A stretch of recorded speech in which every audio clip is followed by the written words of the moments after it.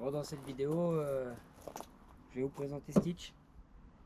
Stitch, c'est notre Ford Ranger de 98, 2,5 litres turbo D. Il a 180 000 km. Pourquoi on l'appelait Stitch? Parce qu'il est bleu et notre fille elle aime bien Stitch, donc on l'appelait Stitch, on aime bien ça. Pourquoi on est parti sur ce modèle là?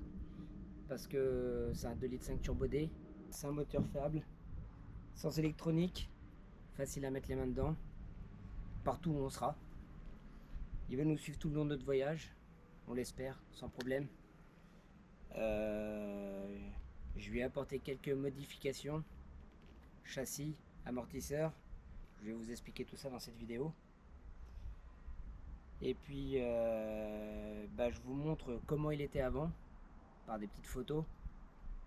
Et puis, ce qu'on va faire ensuite.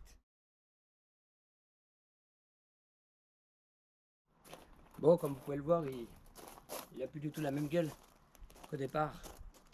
On a renforcé le châssis, mais que la partie au milieu. Car en fait, si vous ne le savez pas, avec des grandes cellules, ce qui peut arriver, c'est que les châssis cassent et que les véhicules pètent en deux. Donc pour éviter ce problème-là, j'ai décidé de tout nettoyer le châssis complètement à l'arrière et renforcer cette partie-là pour être tranquille. Bien sûr, je vous mets des photos.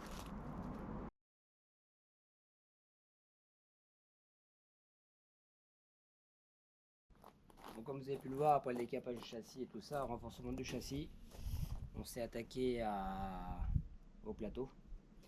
J'ai décidé de partir sur un plateau qui avait la taille identique de ma benne. Donc en fait 1,70 m par 1,80 m, extension d'aile comprise de ma benne, ce qui est dans les clous. J'ai décidé en plus de fabriquer des coffres. Donc à l'avant, trappe à gasoil principale de ce côté là. Plus tard de l'autre côté, pour un réservoir auxiliaire, j'ai deux gros coffres, un gros coffre de chaque côté en plus.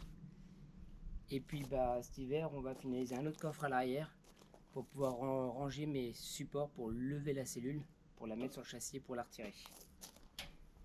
Pourquoi d'acier? En fait on s'est dit que si un jour on avait un problème avec le 4x4, je pouvais le faire démonter et le remonter sur un autre 4x4 sans problème, avec quelques soudures. On peut en trouver partout, il n'y a pas de souci.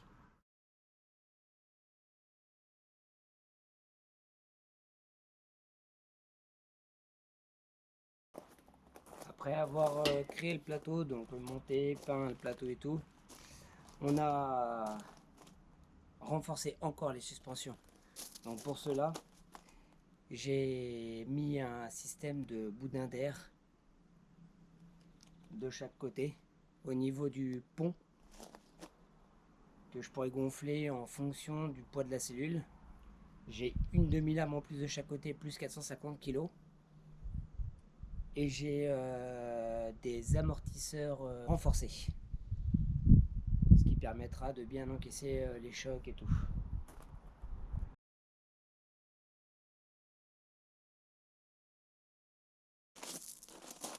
Et puis si vous vous demandez ce que c'est ça, c'est une toile de tente Swiss King 140, ce qui nous permet avec un support provisoire que j'ai créé aussi. Donc on a créé ça, c'est pour partir en week-end avec la continue toile de tente, ce qui me permet de la démonter, mettre la cellule pour faire des essais sans pouvoir tout démonter, ce qui est bien pratique.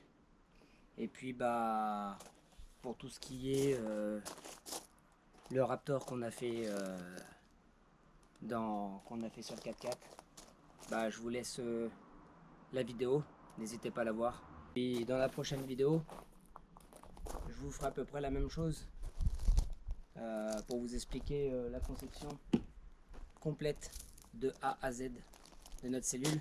Elle n'est pas encore finie à l'intérieur, J'ai beaucoup de travail encore, mais ça a bien avancé. Je vous explique ça dans la vidéo suivante. Et puis bah, si ça vous plaît le contenu, abonnez-vous, likez, ça fait plaisir. Merci, on est sur Facebook et Instagram aussi.